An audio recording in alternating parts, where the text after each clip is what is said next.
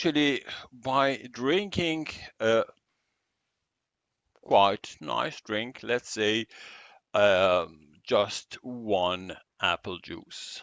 So the question is actually once you are somewhere here in Bern, or let's say if you are not in Bern, and even if you're in Lima, and somebody offers you these nice bottle of apple juice, and you see on the top of the apple juice, which is called Ramsaya Premium Apple Juice, with a Swiss flag on the top. So what would you expect as the, let's say, a consumer who wants to drink these apple juice? What would you expect from these apple juice?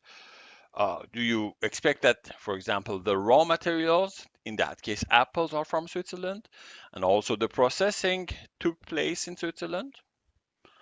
Or would you expect that only raw materials are from Switzerland, or for example only processing of the raw materials? For example, you can bring some let's say concentrate from other countries and you bottle it, and that is actually still, let's say, Hamza Premier apple juice with a Swiss flag on that. Or, for example, in worst case, nothing comes from Switzerland. Neither the raw materials nor the processing have taken place in Switzerland. So, and you have nothing to do, in fact, uh, with Switzerland except that you have the Swiss flag on the top of it. Just as a consumer, I mean, how would you feel if from the four actually choices, for example, four is the right thing? You know, I don't think that you would be very happy to be somehow, let's say, yeah, taken advantage of by given by having been given a let's say an apple juice which is neither from the apples in that country nor was even produced in that country. And even if only one of them is the case, it would not be quite satisfactory. Normally, when we have Swiss apple juice, for example, or Peruvian apple juice, whatsoever, if you have it on the bottle, what you expect is, in fact, that the raw materials are from that country, and of course, the processing took place in that country. It is quite natural that people are not very happy when, in fact, somebody sell them something which is not true, or give them some indication which is not true. So that is something, but it is not the only real reason behind maybe the whole idea of Swissness that we came of. So one very important part was that, in fact, we had to see that people are quite, let's say, um, quite eager to the fact that a Swiss flag is on the on some of the products. So what I mean is, in fact, that the Swiss flag and the name of Swiss and Switzerland is worthy for certain aspects. So we did, let's say, a worldwide study. How, let's say, are we seen in the eyes of the people? So people were asked, when you see, for example, the name of Switzerland, do you think it is reliable? Does it mean that has something to do with tradition? Uh, or it is top quality? Is it something exclusive? Does it imply some international respect? They were asked also if the Swiss is synonym of being trendy or something affordable, cheap. You can buy it easily, or is it something innovative? So what came out was that, in fact, worldwide, the Swissness has a very good reputation. On the top was, in fact, Swiss products are quite reliable. The name of Switzerland, being Swiss made, is a synonym of being reliable, of being something tradition. You have old good traditions in it. It is something exclusive, of course, and it is one of the top quality after Germany, and also quite respected internationally, also after German, just behind German products. So Swissness does not mean that we are good at everything. So, for example, having a Swiss design is just before China is accepted as trendy. I'm not very sure about that. I think actually some of Swiss watches are quite trendy, but that is how we are seen, how actually Swiss products are seen. They are not seen as affordable at all. They are, of course, it's quite expensive, but it could not be else than that. You know, you have the exclusiveness on the one side and affordable on the other side. So uh, exclusive and affordable would be in fact a contradiction. So if you are on the top of, let's say, exclusiveness, you cannot be on the top of affordable. So that is actually the way it is somehow also seen by people. Then also in the question of being innovative, we are not very well seen. So that is some part we have to work at it, because uh, that's also something we are very proud of. One of the countries with the highest number of patents per capita, and so the innovation is something which we are very proud of, but that is not seen like that internationally. So there is certain reputation, and if we don't want to lose that reputation, we had to do something about it. And this doing something about it is also more and more necessary, because the people are even willing to pay more for Swiss products. The same study found out that, in fact, the added value of having, let's say, a Swiss flag on that product is about 1% of the gross domestic product. So, which is not that bad. And just having a small flag, red with a white cross on it. So people are willing to pay about 40% more because there is a flag of Switzerland on that, in the special case of luxury goods. For typical Swiss goods, it is about 20%. So typical Swiss goods are, for example, I don't know, cheese or chocolate, for example. And if you have a Swiss chocolate, people are willing to pay 20% more than the regular price. For machines, computer, mouse, and so on, it was still somehow less than 20%, about 5 to 15% is what people are willing to pay more because it is a Swiss product. So you see, that is in fact an added value. Using that sign is in fact an added value in itself. So if you do nothing, what happens is what will come now. Then people started to use Switzerland all over. So you have Toblerone of Switzerland, Swiss metallic peeler, Swiss made. Can you see everything is Swiss?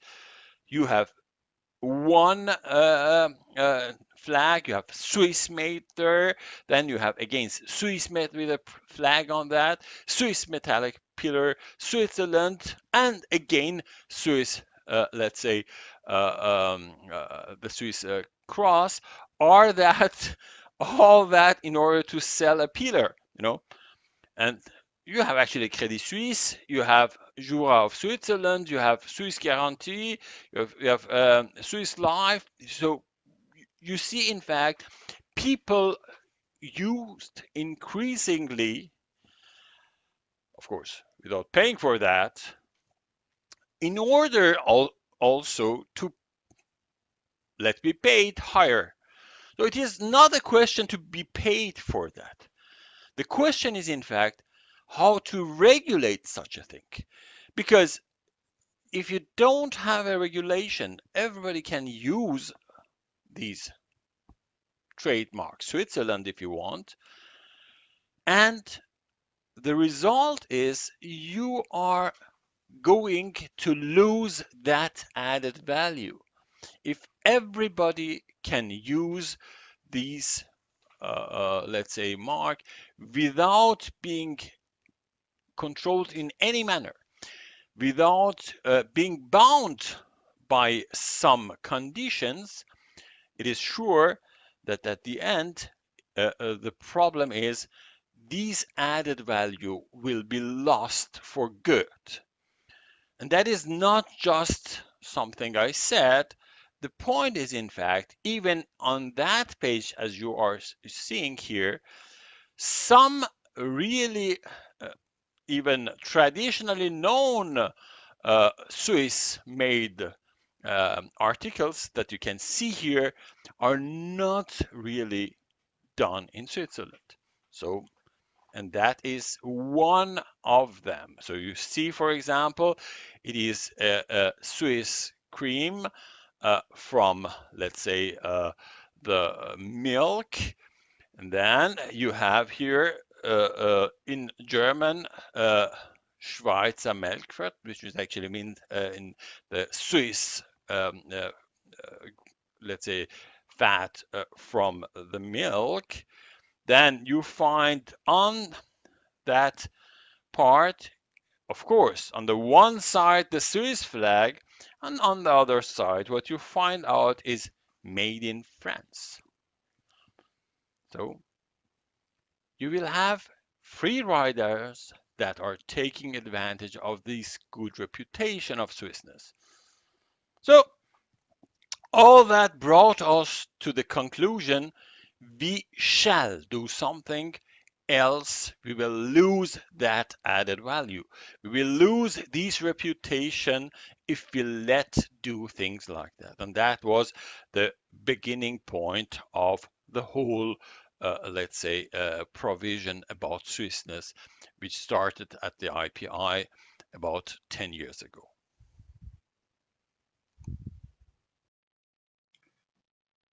So was the goals of these revision, this Swissness revision, quite clear from the beginning?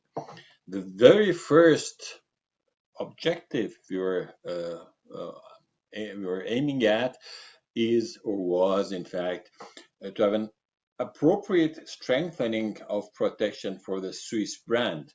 So the point was that it was a real danger that at the end of the day, these Swiss made and the Swissness would not mean anything else because everybody could have used it. And it did not come from the lack of, let's say, a provision. That was not that there was no provision there. There was, in fact, a provision there, and partly the provision was too harsh, too hard. So the provision was in force at that time was that nobody is allowed to use Swiss flag for goods. Oh, there was actually a law which said clearly nobody is allowed to use it. The reality of the world was something else. People used that. And in fact, in order to have, let's say, some somebody who is actually not happy with that. You needed persons who made an attempt to invalidate and to make some, let's say, some procedure in front of a judge to avoid other people using the Swiss flag. But the point is that nobody did that. Uh, People said, okay, if you use a Swiss flag, I'll use it also. So the provision was there, but it was not applied because it was too hard. And the need was there to use that flag. That was not actually something we can ignore. So we had to do something. And on the other side, if we did not do something, we have seen that these brand was in real danger. So it was, in fact, the goal was to strengthen that brand and not to lose it. Then uh, we had to have some, let's say, criteria. So that should be a sort of standardized criteria, which is anchored in law for products and services which are originating from Switzerland. So you can use it if you at least fulfill certain criteria, and the criteria shall be clear and clearly stipulated in the law. Otherwise, again, you give too much of place to people to interpret that. Then it is, of course, this clarity and legal certainty which is at the base of all aspects which we are aiming at. Then we had actually the legitimacy to use the Swiss cross. Okay, who has this legitimacy? Of course, again, we will see there are cross is not equal to cross. We have actually two types of that, and then you can see it soon. But if we allow to use the Swiss flag, for example, the Swiss cross flag, under which circumstances who is legitimately allowed to use that?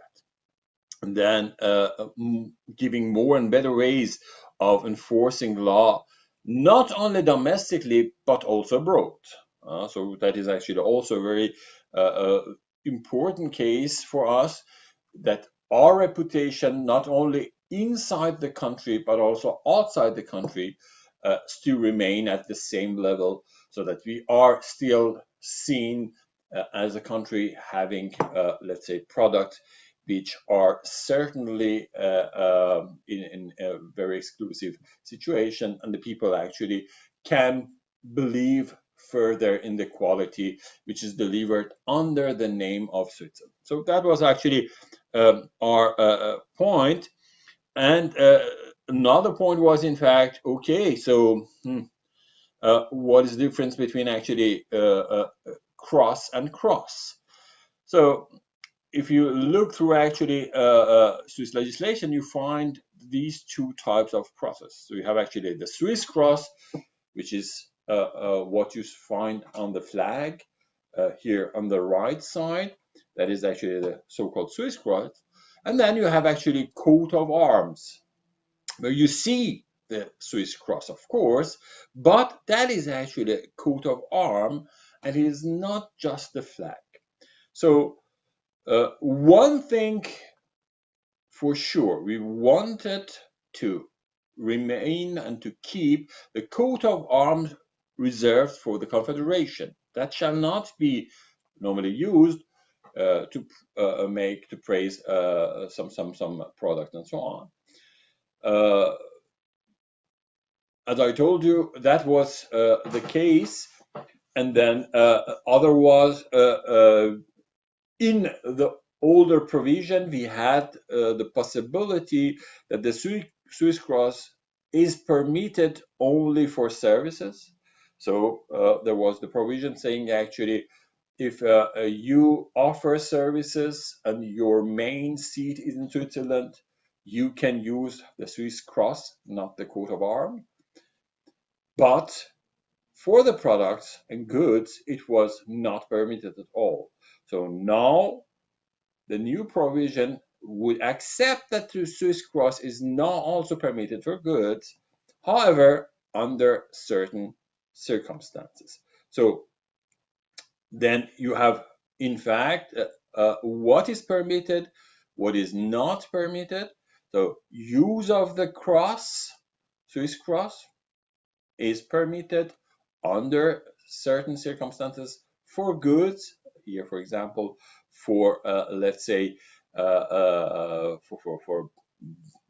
bottle of water. Hopefully, the water comes from Switzerland and so on and so forth. You will see what the legislation is saying about that. And then you have, of course, the second one where you see the coat of arms. So, using these coat of arms, is it permitted? Is it not permitted? Normally, it is not permitted. Of course, the Swiss Army knife is such a brand that everybody knows it and knows it since several decades. So there you shall be also careful not to, let's say, demolish brands which were actually accepted by the public since long time, and you cannot come back. So in the rule is actually the coat of arms is not permitted for goods and services. There might be actually some very small exceptions that is accepted in order to also strengthen the possibilities for people to use it in a way that allows them to show their added value. So, so the first question is actually, when can a food product be labeled as Swiss? You have actually here, Rosti is a very typical Swiss food. If you have never seen it because you were not in Switzerland. So if you are in Switzerland, one of the typical foods people are doing is actually these sort of pancake, or if you want omelette, done especially with the whole thing is to have some good let's say potatoes. Then these potato let's say omelette is made it to be one of the national dishes in Switzerland. So now you have, in fact, here something which is said Berner Rösti, which means actually Rösti from Bern, Bern being the capital of Switzerland. Then you see even the coat of arms of the city of Bern on that. That is actually a bear. The name of the city Bern comes from the German word of bear.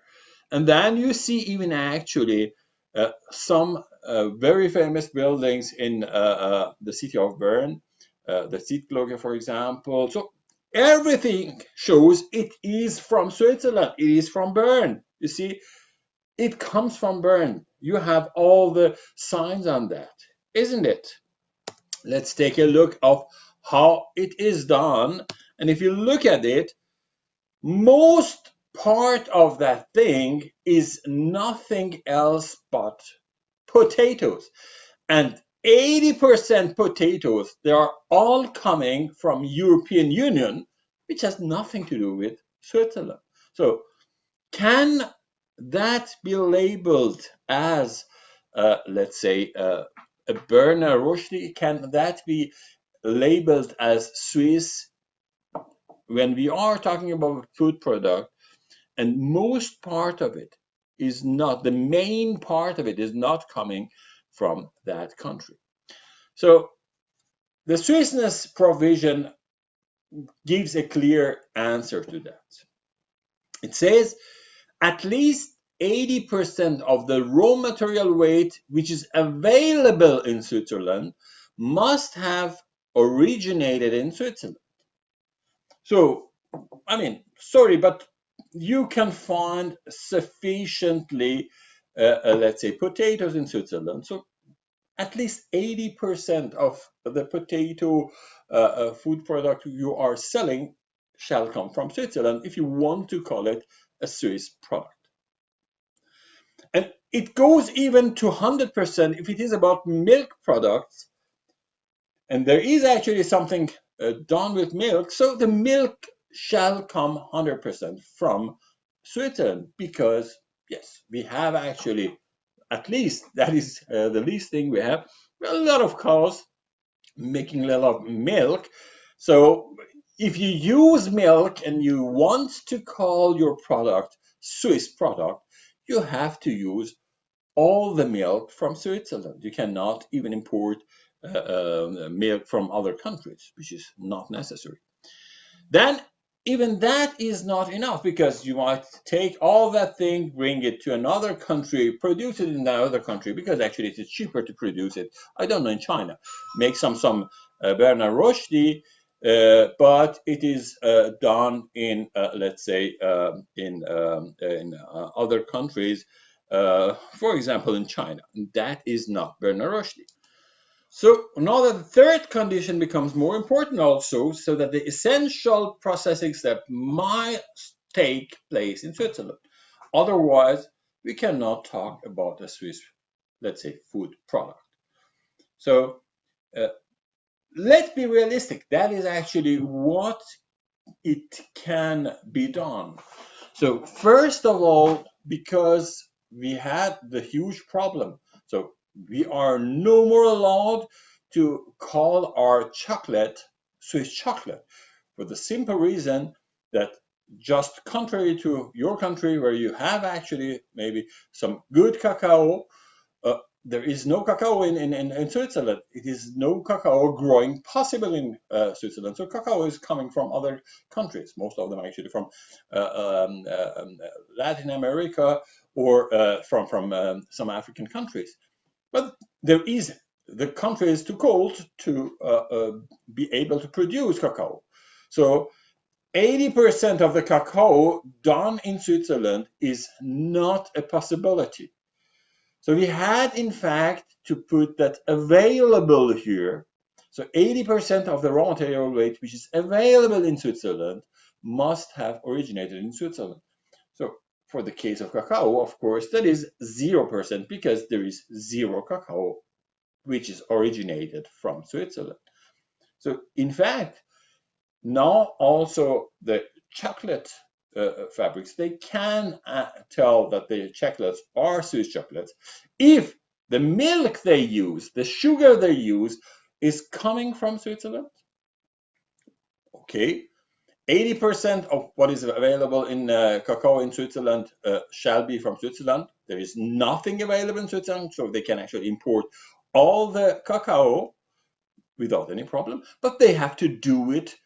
They have to do at least the essential processing step in Switzerland, which means they have to fabricate that in Switzerland. You cannot do it for chocolate. It is not possible to do it part here and part in another country. It does not make sense. So in that case, they have to produce it in Switzerland. Then they can call it Swiss chocolate. So that is one step for, let's say, food product. The next is actually about the three exceptions to 80% raw material weight rule. So, as I told you, for national products which cannot be produced in Switzerland due to natural conditions, then natural products which are temporarily unavailable in Switzerland or not available in sufficient quantities, that can happen as well. So you see, in fact, it's a bad year, and there is no, I don't know, no cherries anymore in Switzerland. So if you want to produce something with cherries, you will have huge problems. Or if raw materials which are not available in sufficient quantities in Switzerland at all, taking into account the proportionality according to self-supply rate. So in all that cases, there is a proportionality according to self-supply rate. So let's say actually you have, if there is actually a self-supply rate of more than 50%, then it shall be taken into account the full consideration. So that would be 80% of, let's say, for example, for the case of cherries, Switzerland has 60% of sufficient quantity which is needed for the needs of people in Switzerland. And it can produce only 60% of that. So 40% is, in any case, imported. So in that case, we can say actually, okay, so it is a full consideration. So we take actually 80% from 60%, which is actually 48% of the, let's say, cherries you need to produce your product shall be originated from Switzerland. Uh, then, let's say, if it is about 20, between 20 and 49.9%, half of it is taken into account. So that means in fact, for example, if we think about, for example, strawberries. In the case of strawberries, the let's say, supply rate of Switzerland, let's say it is about 30%. So we are actually in that case. So we have to take the half of it into consideration, so it's actually 15%, and then 80% from 15%, which is something about, I don't know, 12% of the material shall come from Switzerland. 12% of the strawberries shall come from Switzerland, and the rest of it you can import it because it is not in a sufficient amount or quantity available in Switzerland. So the idea is not to kill the companies, is only to give them the possibility to do it correctly, and also to somehow to strengthen the Swiss brand, and also to protect the consumer who knows actually what is waiting for him. So at least it is done in Switzerland. Then, if the self-supply rate is less than 20%, so that is the case of chocolate and cacao, there is, I don't know, self-supply rate is by 0% in that case. And even if it was actually 10%, it is not taken into account. So you can actually, in that case, also import the full part of it without being seen as a fraud. And that is also acceptable by the consumer, because the consumer knows, yeah, consumer in Switzerland is aware of the fact that Switzerland is not a country which can produce these type of, let's say, products in a sufficient quantity. So they need to be imported somewhere. So they are, in any case, also mentioned somewhere on the package. So then further points are in that case about exception for food stop, where the indication of source is used already registered as a PDO or PGI, protected designation of origin or protected geographical indication. Then where the indication of source used corresponds to the understanding of the relevant public, and where only a partial step takes place completely in Switzerland, it may be labeled as Swiss, but without cross.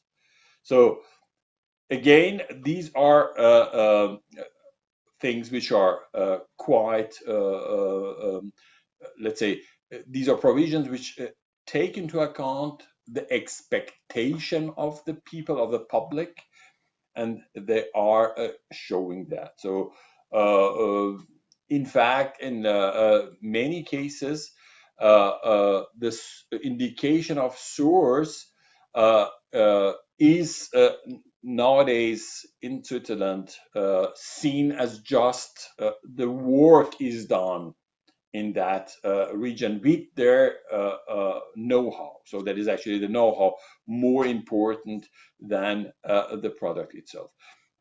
I'm talking, for example, sort of, let's say, we call it the dried meat. And these dried meat, in fact, most of the meat is actually the beef meat, which comes from Argentina or from Brazil, because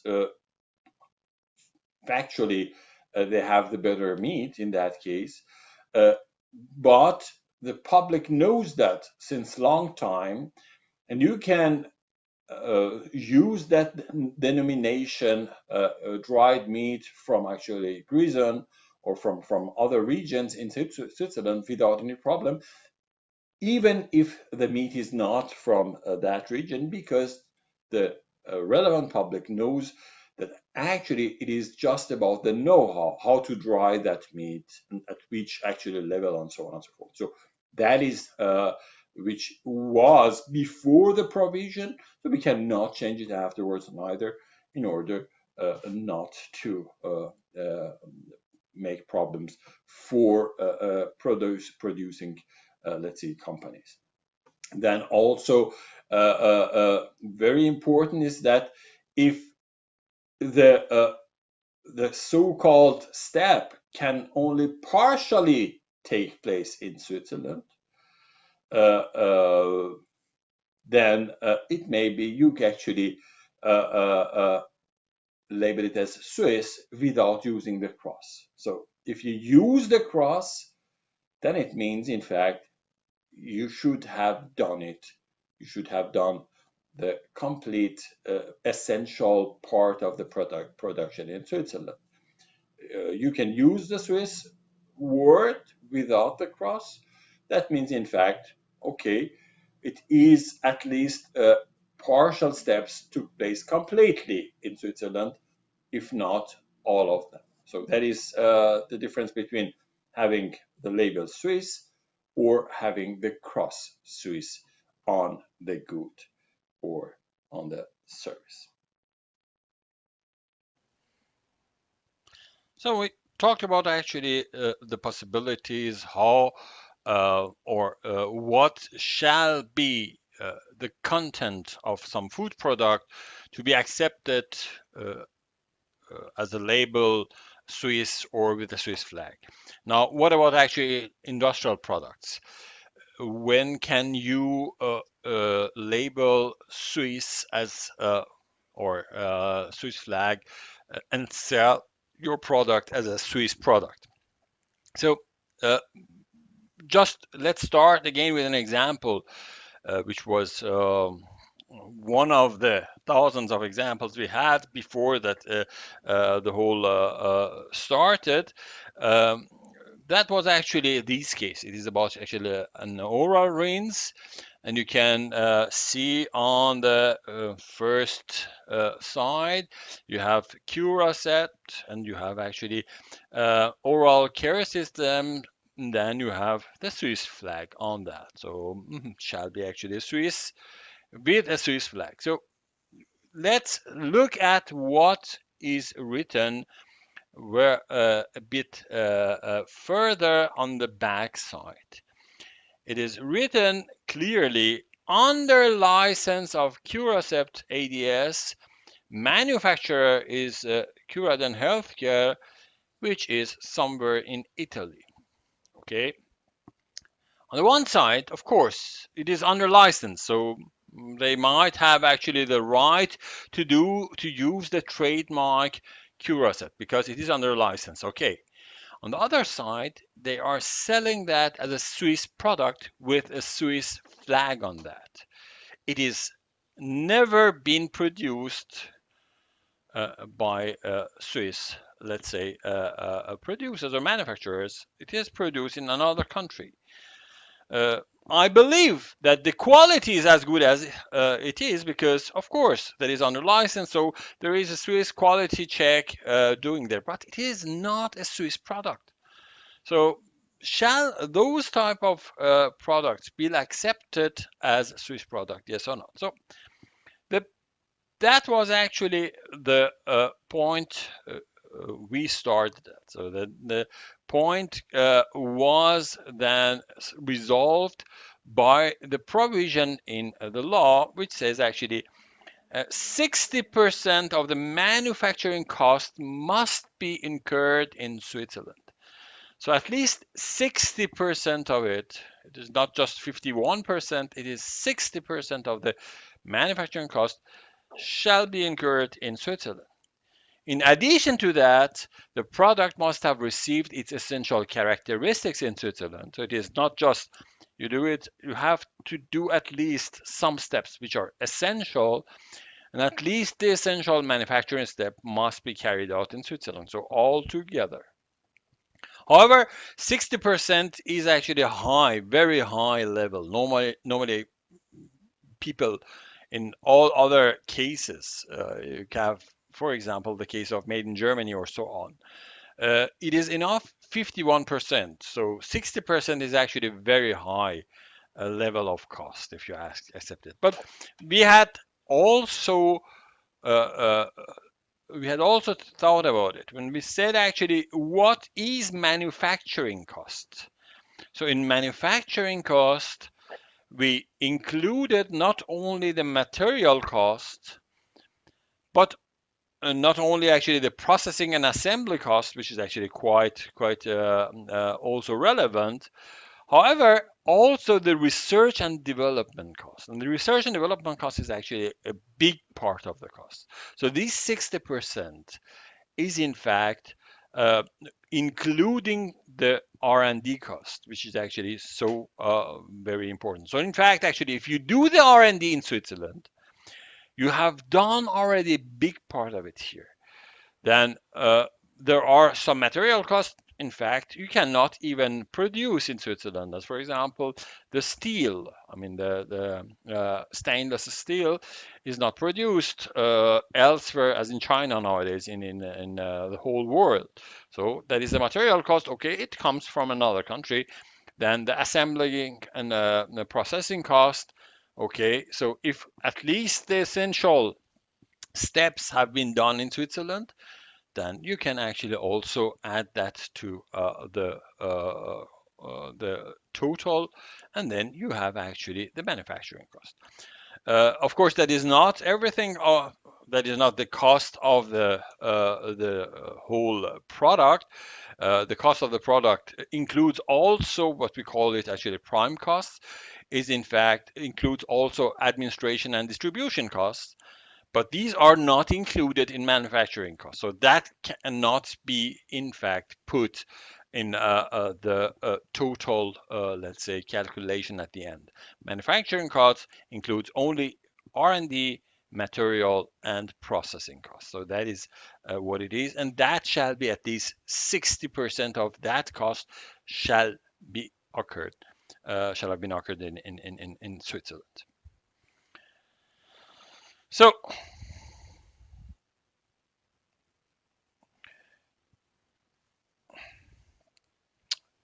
then you have, in fact, also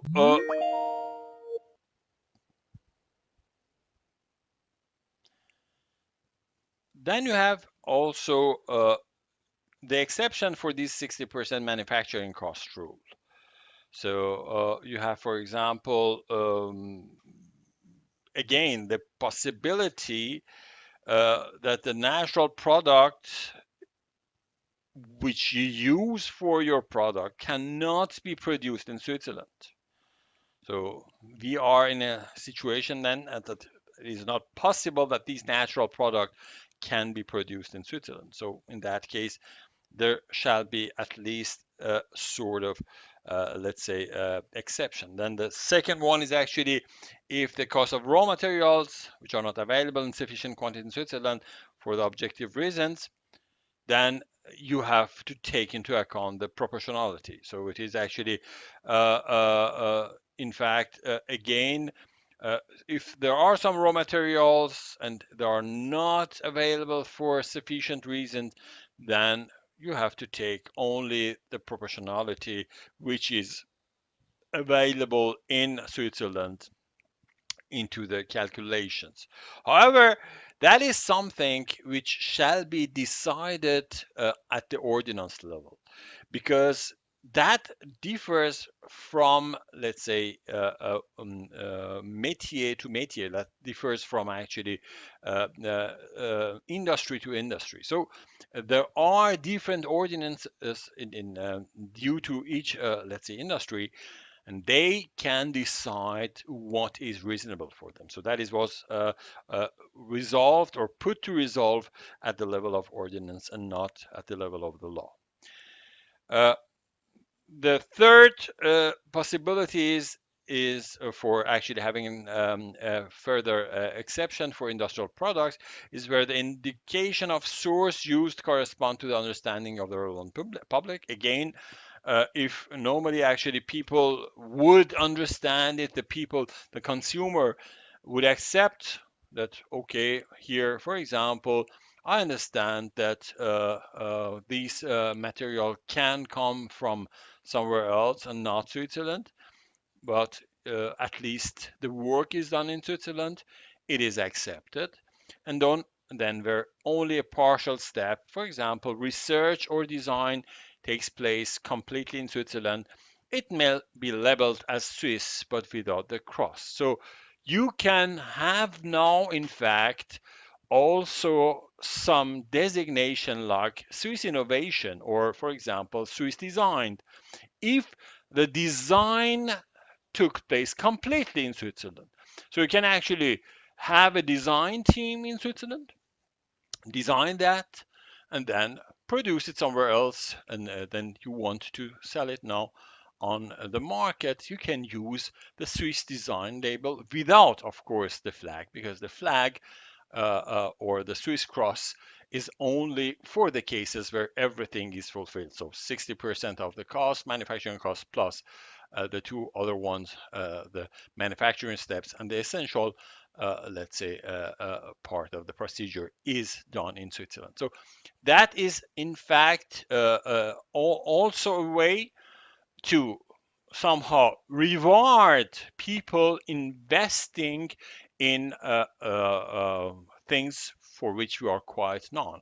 For example, if you invest in your research and in development department in Switzerland, you have your R&D in Switzerland, then you can actually sell your product, uh, praising it as, for example, Swiss innovation. So that is in fact now possible.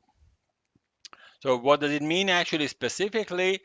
You have here, for example, the very salad sauce, let's say, shaker, and then you can, for example, you use that as here in that particular case as Swiss innovation. You see here, so that means actually it was developed in Switzerland, nothing more and nothing less, of course. So that is the result of that part in the provision. Then, of course, again, if you see that is not a Swiss product, because the same product you can see on the back side, it is made in China and it is tolerated because, of course, Swiss innovation is only accepted if it is really have done the research and development here. And even if it is produced somewhere else, it is at this correct. What would not be accepted here is clearly if they put also a let's say a Swiss cross on that, because that is not given uh, uh, uh, when you see that it is actually produced in China, so it cannot be. Then we have actually this the spray for oil and vinegar, and then you have on the top of it you have actually the case Moha of Switzerland.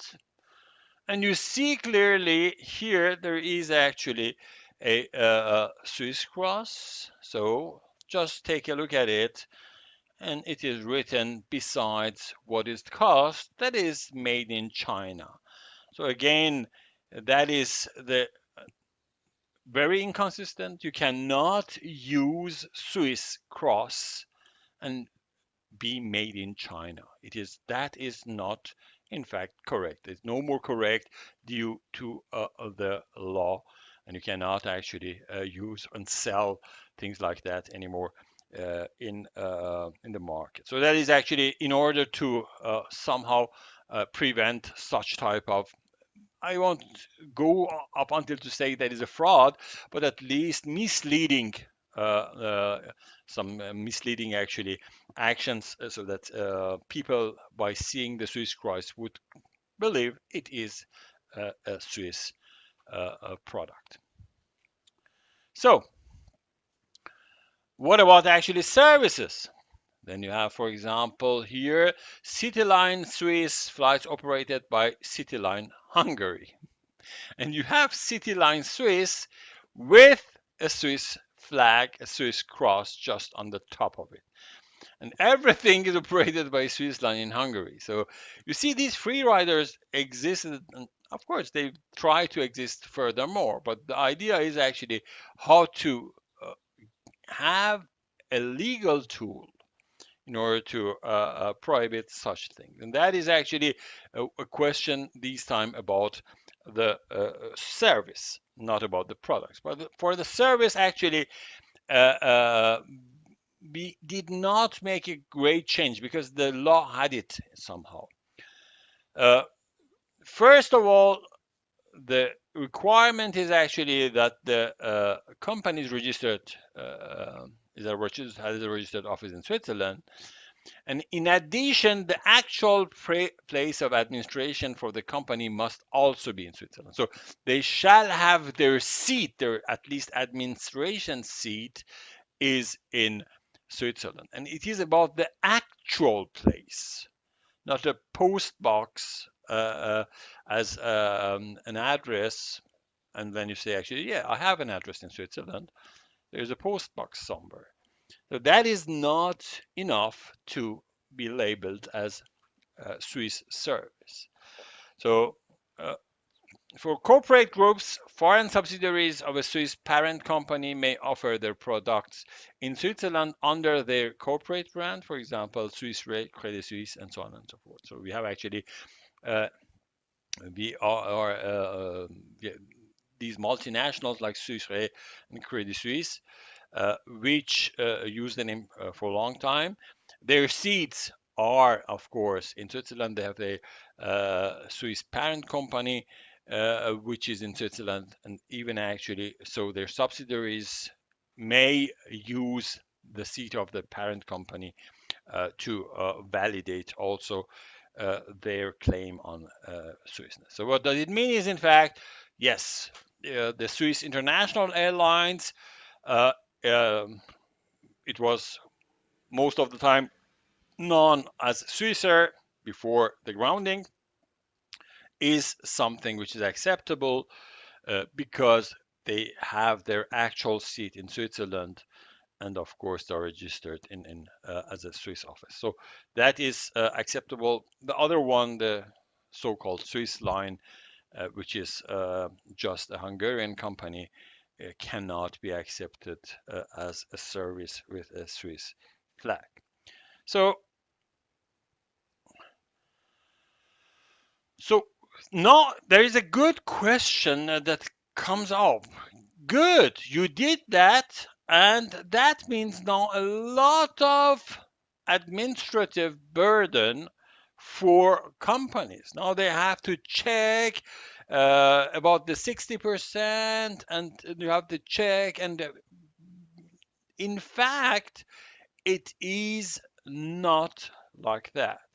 The idea is not to put some more burden on the Swiss companies, but to give them a legal basis to use the Swiss brand in a manner that makes for them also the value for that they pay in this country. Because, of course, they to work in Switzerland, to pay the salaries in Switzerland, is actually uh, high more actually far more actually expensive than letting do it in some other countries. So if the companies are making some investment and they are paying the salaries in Switzerland, then they might have the possibility to use at least this Swiss brand, using the added value of that brand. And the idea is not that to burden, to put them much more, let's say, actually difficulties on their back. So there is in fact no additional administrative burden from the bill. Then no administrative authorization or registration is foreseen for using the Swiss brand. So you shall not, in fact, apply for the Swiss or the usage of Swiss brand. But that is a self-policing system. So you shall make in-house clarification as to whether you and your products are in accord with the legal provisions, and you do fulfill, for example, the requirements in order to have this optional Swiss label. Nobody obliges you to use it, but if you use it, you have in fact you have to make sure that you have the right to do it. So good thing is, if you want, for the companies, they don't need to apply for that. That is not like the trademark or any other trademark where you have to apply for that. There will be a registration, there will be actually an examination, and so on.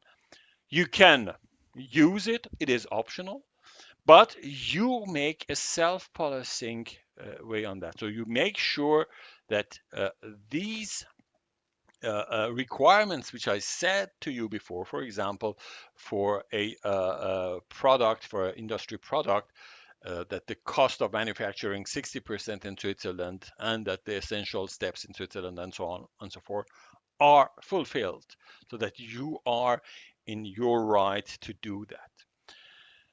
Then it is actually a better protection and legal enforcement of Swiss designation of origin at home and abroad possible. Uh, uh, why is it so? I mean, actually, uh, the first reason is that you can make this enforcement and protection inside the land because you have this provision in the law. So what about abroad? So actually, what are the international instruments we have? So let's see, first of all, what are the national instruments for strengthening the protection of abroad? So first of all, there is a register excerpt that it's a state recognition of the protection in the home country. Then the register for geographical indications for all products and registration as geographical trademark. It's a new form of trademark. Then also it helps us during our negotiations with the third parties. So uh, that gives us, in fact, the possibility to tell that to our partners during our cooperation, let's say, talks, that we have this legislation and we, in fact, somehow claim that this legislation will be also somehow enforced by them. And in return, we will do the same. So in return, in fact, when somebody asks for a trademark, where just as an example, where Peru as a country name pops up, I don't know, Peruvian whatsoever, the trademark office, that is us, the first thing we ask, please, you shall only use these designation if the product is really from Peru. So that is actually a sort of a reciprocity. We do it for, let's say, other countries, and other countries do in return the same thing for us. I have to say that actually these bilateral treaties to protect the geographical indication of source and trade agreements with provision for protecting indication of source, all that has been also signed by us, and we are actually quite strong to protect these indication at the level of WIPO, for example, and that gives also the possibility to somehow make sure that the that our partners do the same for us, and it is quite fruitful, I have to say. Uh, One of the cases I want to mention here that before these whole Swissness issue, we had about, I don't know, in the year 2016 and 17, we had about 1,800 to 2,000 cases reported from China selling products in China with Swiss cross or Swiss mentioning and so on and so forth. So since then, in fact, we did it quite consecutively. So actually, since 2017, as the provision was in force, we started to make processes in China against that. And I have to say, Chinese judges were very, very collaborative. We won almost all of the processes. So that in your year 2018, we had only 600 cases like that. 2019 was even less than, let's say, 50. It was about 25, 24 cases reported of that abuse. And you see that that even actually in abroad could be somehow enforced, and people now are respecting that. That's actually also, of course, an instrument to somehow give you a legal enforcement domestically. So for that, we use more or less the same instruments. So the register for geographical indication for all products or registration as geographical trademark. Then, of course, there was the creation of civil and criminal possibilities for the authorities, and reversal of the burden of proof. That means actually, in fact, you can accuse if you have some doubt about abusing the brand Swiss. What is actually needed is you can somehow accuse somebody of abusing that, and he has to prove, that is actually why we call that reversal of the burden of proof, that the one who is accused has to prove that he really fulfills the requirements. So that is why, in fact, the self-policing is quite necessary. People shall, in fact, have their, let's say, calculations together if there is a doubt come up. Then also, there are tougher penalties for commercial infringement of the Swiss cross. So that is also part of the provision in order to make sure that people don't abuse that brand. So all in all, that what I want to give you as, let's say, just last word is, in fact, everybody, each of us can do something. uh, It can be little, it can be much, whatsoever. But that is sure. Everybody can do something at his level. So we can, as IP specialists, as technology transfer officers, at our level, try to disseminate the IP knowledge among, of course, population. Politics can do something as well. As you see, actually, that was done, which was done, for example, in Switzerland, in order to assure this added value through the brand of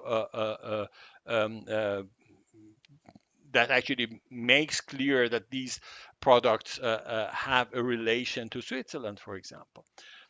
All that shows that at each level, at the higher level, governmental level, till actually a deeper level, that is actually even research and development, actually actors and so on, can do something. And each step is necessary for the IP commercialization. So if only one of them, let's say actually the politics is willing to do that, but the rest of the population is not aware of that, so you will not have a successful let's say result at the end. The success and the successful result comes automatically if all that together works well. So the whole machine shall work together well. One of the things which is very important, I didn't talk about that the whole time, is of course the whole legal system. And when I'm talking about legal system, it is not just about the legal framework, but also about the enforcement. So if you have a very good IP law and you do not have the possibility of a good enforcement, the whole system would not function as good as it is supposed to do. So the whole can work only together if each part works for itself quite good.